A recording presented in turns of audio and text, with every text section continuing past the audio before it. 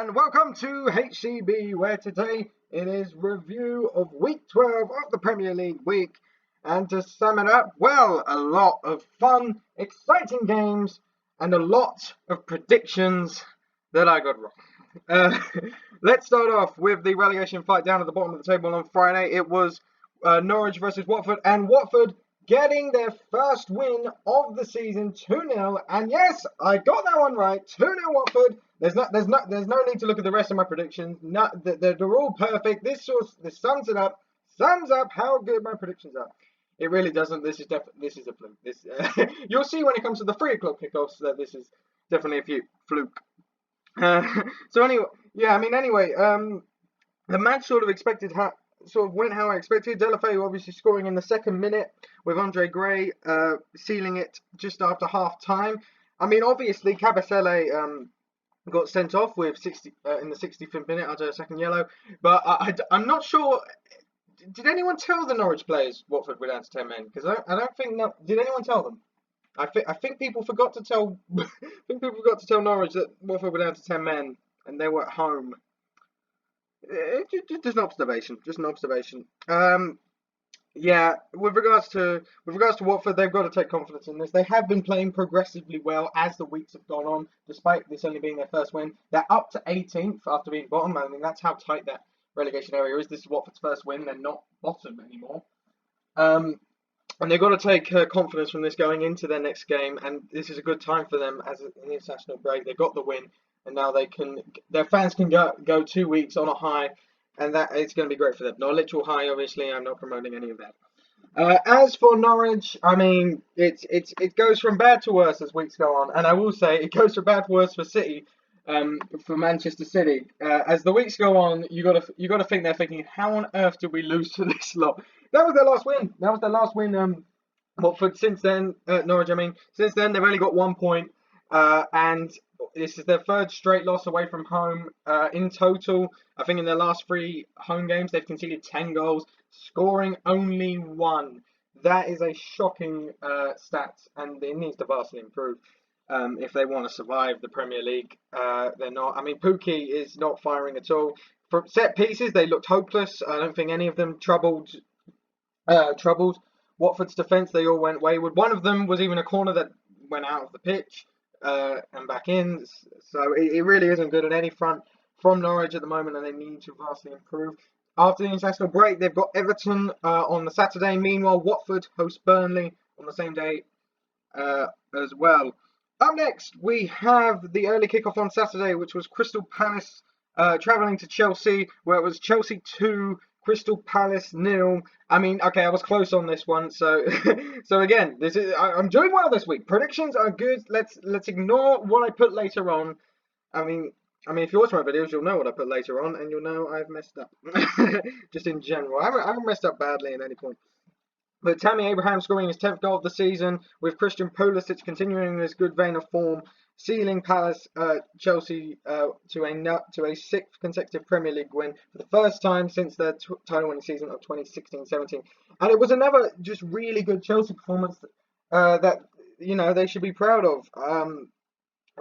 They just passed the ball around nicely. They didn't panic at all throughout. And they weren't really troubled. I mean, 23 shots on target. The only maybe complaint would be only 5 of them. Not 23 shots on target. There was 23 shots. The only complaint would be maybe only 5 were on target. They probably like to get a few more. But on the away side, they held Palace to 3 shots in total, which is no mean feat, especially on the form Palace are on.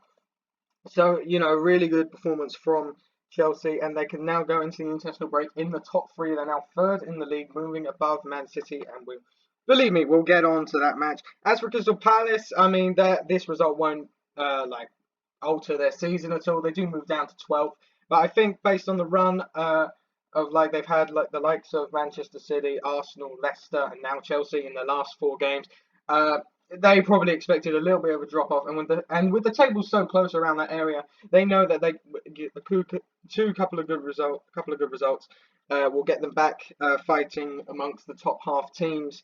Now, as for the next games for the 2, Man City, Chelsea, have a big game against Man City on the Saturday, 23rd of November. Meanwhile, Crystal Palace have another tough game as they host league leaders Liverpool on that day at 3 o'clock. Up next, and yes, I have to talk about this game. It was Burnley West Ham. Burnley 3, West Ham 0. What fun it is to be a West Ham fan at the moment. It's ridiculous. So let's just go from my first of all. I will just say, because let's be honest, I'm going to be mainly talking about West Ham. Barnes and Woods got the first goal before Roberto scored an own goal to make it fair, and we'll get to Roberto. It's a very good win for Burnley off the back of 3 losses in a row. You know, they're going to take great pride in this. They're in the top half now. They're 10th, and they're going to take good pride in this performance, knowing that they can push on from this result. As for West Ham, load of rubbish. Honestly, it's ridiculous. We lost 3-2 to Newcastle last week. We lost 3-2 with this formation that we could see has not worked. Even before this game, it hadn't worked. So what does Pellegrini do? Does he come up with a new formation? Does he do what we did in the second half and play 2 up top? No, he plays the same formation, hoping that it might be different. And surprise, surprise, we were actually worse. I don't get it. Listen, I liked Pellegrini at the start, but if he can't think of another tactic than to play the 4-1-4-1, which doesn't work, then I don't know what more we can do with this club. It's ridiculous. In the first half, we didn't have a single shot on target. Not one, not on target. A single shot, full stop. And we have in total, we lost 3-0. We had 60% possession. So I don't know what we're doing with it. I know we in total this season we are the team that's covered the least amount of ground. I mean, and that doesn't surprise me. Our players don't seem to move more than 2 centimeters at a time to create space. Which, take that with the players or the manager. I do believe the players need to improve and actually, put some more effort in. But at the same time, the manager's setting them up in this tactic, this style that just doesn't work. And I don't know why. I don't know why he keeps doing it. It's like, why are we doing it? Throughout the last 3 games. Throughout the last 3 games where we had drew against Sheffield United at home, lost to Newcastle at home, and now lost 3-0 to Burnley, we have made 2 changes to our starting 11. Why is there such a reluctancy for change? If something doesn't work, you change it. We are now on a run of 7 without a win in all competitions. We're down in 16th, 2 places off the relegation spots when we are supposed to be challenging for a European spot. We have the players to do that. It's so annoying as a West Ham fan at the moment. And Roberto, now look, Roberto. I defended this guy. I'll be honest. I defended this guy against the likes of Crystal Palace, and even Everton in the second game. He was. I said, okay, the goals aren't really his fault. The defense needs to back up. But honestly, the first 2 goals, he doesn't hold his head up high. I know the second one's more Balbuena's fault, and he needs to get dropped as well after that. For Bonner needs to come back in. But honest, the 3rd goal, he's an experienced keeper. He's like 30 plus years old. If you are telling me you cannot punch a ball without it going properly, without it going in your own net, then you are in the wrong profession. How does that even happen? How is he a Premier League goalie? It is ridiculous. And thank God we've got Fabianski for at least half the season. Because if we were left with him, we would be relegated. I'm not even joking. At this point, we might as well just start David Martin against Spurs is who we got next. Spurs in 2 weeks' time. Because he can't do any worse, surely. It's not like he's gonna kick the ball over his head and it will go in the net. Because that's the only way he could be worse than Roberto at this moment in time. I mean, there's been news that we're going to keep with Pellegrini, and to be fair, I wasn't really expecting him to be sacked, but something needs to change. it's this stubbornness again with Pellegrini. It's this stubbornness that is why we're in the position we're in, and he needs to open his eyes and realise the tactic is not working. I mean, even attacking wise, let's be honest. I mean, for as bad as Roberto is, he's got no impact on how the attacking side works, and we're not scoring either. So it's ridiculous. I mean, I think I'll just stop so I don't have to go on because otherwise this will be an hour video just on West Ham. Wait, I mean, as well as the next game, obviously we're playing Spurs. I mean, for both form and the fact it's probably one of if not our biggest game in the season. We need to win this game, or at least come out of it with a bit of pride. Meanwhile, I apologise if I've got any Burnley fans, and fair play, but I apologise I haven't gone really much on you. You're playing struggling Watford side at Vicarage Road, also on the Saturday.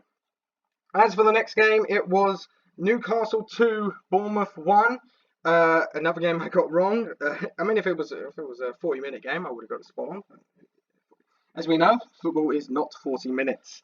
It was a very entertaining game, I'll be perfectly honest. It was, a lot of great chances for both sides, in particular Newcastle. Yedlin and Clark obviously sealing the win after Harry Wilson scored from a very well worked corner. That's that is how you make the most of a set piece. Obviously, obviously, I said last week that the Newcastle's attacking players couldn't score to save their lives after the performance against West Ham. And this week they've turned it around, and wait, what? Oh no, they still can't score. They still can't score to save their lives. If anything, the chances this week were easier than the ones they got last week. I think one of the commentators summed it up best. What do Saint Maximin and Almiron have to do to score a goal? You know when Deandre Yedlin has got more goals than you cannot. It's a bit of an issue. Like it is a bit bad.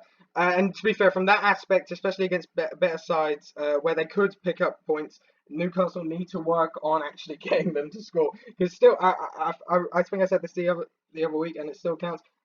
With regards to their goals this season, only one has been scored by an attacker, and pretty much most of them, maybe by like 2 or 3, have been scored by defenders. So how they can get most of their goals from balls flying into the box. From set pieces or otherwise, and defenders getting their heads on it.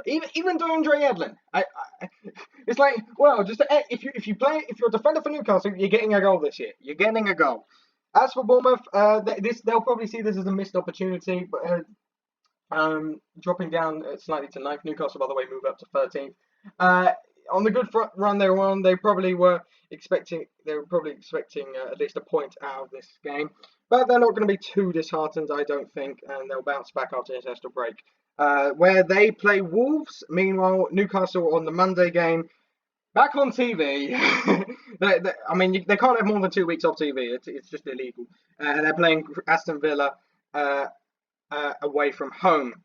On to the next game, and it was a relegation 6-pointer early on in the season, as it was Southampton 1, Everton 2, with Davies and Richarlison scoring for Everton, cancelling out Danny Ings' goal. For Southampton, it's another loss, which doesn't help them at all. I will give them credit. They played shocking in the first half. They came back in the second half, and actually they made the fact they were only losing by 1 count. However, you've got to take that still without the entire game. They only had 4 shots on target at home.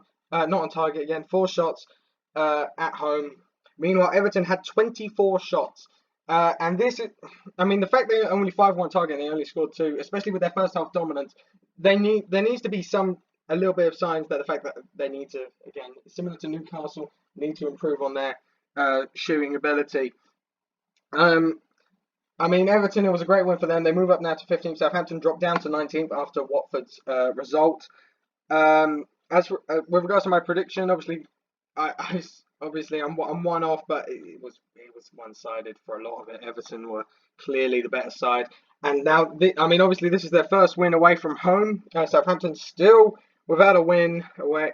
away, and that's at home, and that's now 11 conceded in their last 2 home games. I know that's a lot of, it's pretty one-sided in the sense that Leicester got most of them, Everton only contributed to them, but it's still not a stat you want to have at home, and Southampton need to sort it out.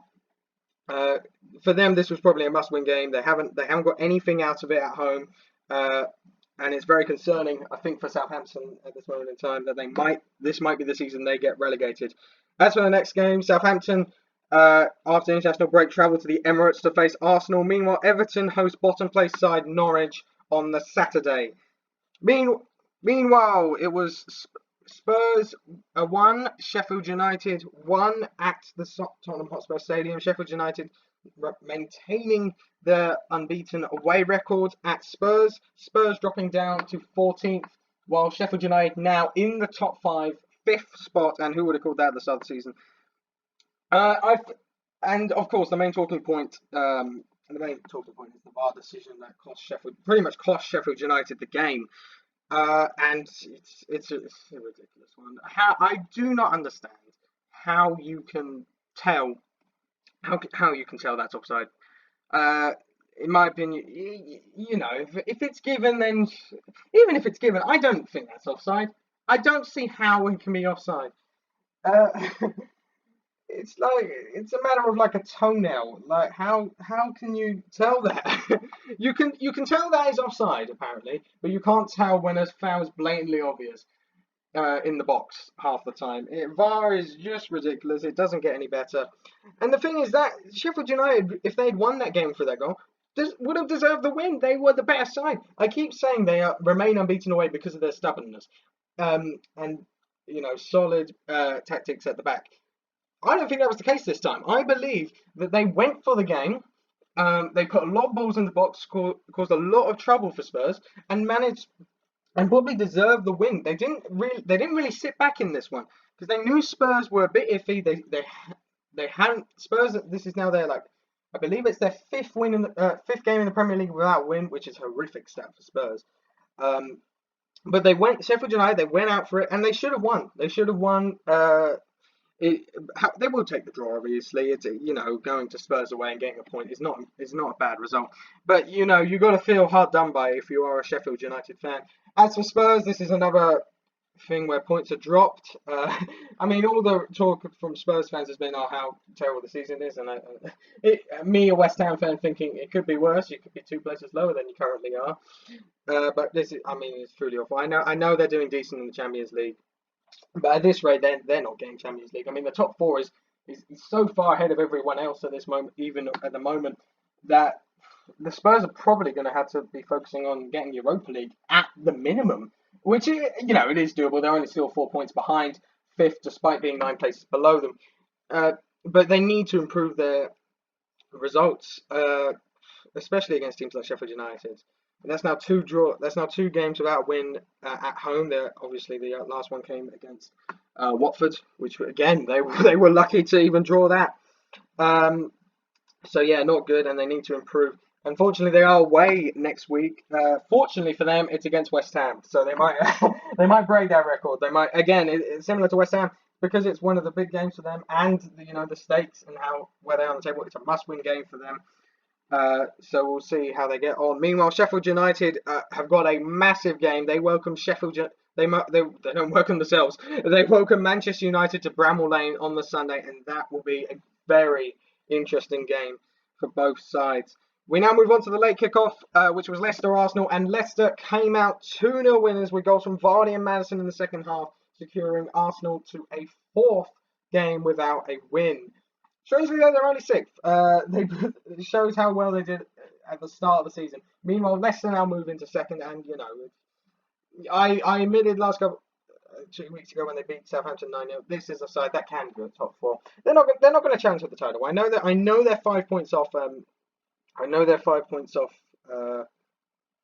No, sorry, not 5. They're 5 points. They're 5 points. No, they're 8 points off Liverpool, which I don't see them catching them anytime soon. But it's still a nice position to be in. It wasn't quite the thrashing I expected. I mean, it was very entertaining, very open game. Which, to be fair, Leicester were the better sides. I'm not saying Leicester won, but obviously I thought they might actually beat them Arsenal by more. They didn't in the end, but I'm not going to be too disheartened by the fact that I put Leicester to win, just not by the correct result. As for Arsenal, I mean, the fans are already saying Emery out, so you'll be hearing that for the next 10 years, Arsenal, before they actually get rid of him. Oh, so if it's anything like Arsene Wenger, anyway. I mean, they're down to 6, below Sheffield United now, and with the pack, I mean, for example, West Ham, we're 16th, we're still only 4 points behind Arsenal, so there is a risk that if they continue this form, they will drop significantly down the table. They need to improve. They need to get sort of the Xhaka thing off their mind. They need to now back the new captain Aubameyang, which I'm sure the fans will do. And they need to improve drastically. They need to also sort out on Aubameyang. They need to sort out how Lacazette and Aubameyang both play, because with Aubameyang drifting to the wing, they just don't get as many goals as they do when he's up front. But when he's up front central, and it's an issue they need to sort out. As for the next games, Leicester play Brighton at the Amex on Saturday. Meanwhile, Arsenal host Southampton. Now we move on to the Sunday games, and the first one is Manchester United versus Brighton, where Brighton ended up falling short, losing 3-1 to Manchester United. Goals from Pereira, a proper own goal, and Rashford cancelling out a Lewis Dunk goal. I mean, it was a great result for Manchester United. They're starting to get a few more goals within games like this. This coming a couple of weeks after they got 3 against Norwich, but then again, who hasn't who hasn't beaten Norwich?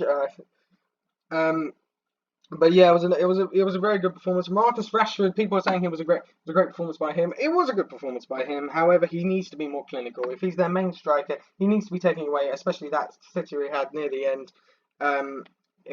They need to be scoring them. I mean, with regards to shots on target, they're not doing bad.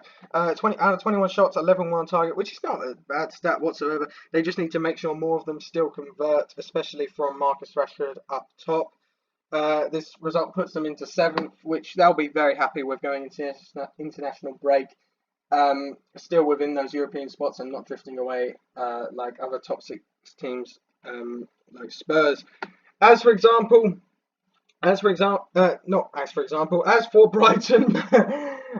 Brighton, they again similar to Bournemouth, not Bournemouth Palace. They won't. The season won't hinder on this result. They dropped down to 11th, but that with the chance to go 5th this week. But they're not going to be too disheartened. Old Trafford is still very, regardless of what form or Man United side you get, it's still a daunting place to go and play. And they will take good pride in the fact that they did take it to them at times. However, they were a bit susceptible to counter-attack quite a few times. They might want to watch out for that, especially going away from home, or just even at home. They just need to watch out for the counter-attack. And their next game doesn't get any easier. In fact, I think it gets harder. Brighton's next game is against Leicester on the Saturday. Meanwhile, Man United play in a big game against Sheffield United on the Sunday. Up next, it is Wolves versus Aston Villa, and I was so close to getting this right. It was Wolves 2, Crystal Palace 1. Crystal Palace? Jeez. Aston Villa 1.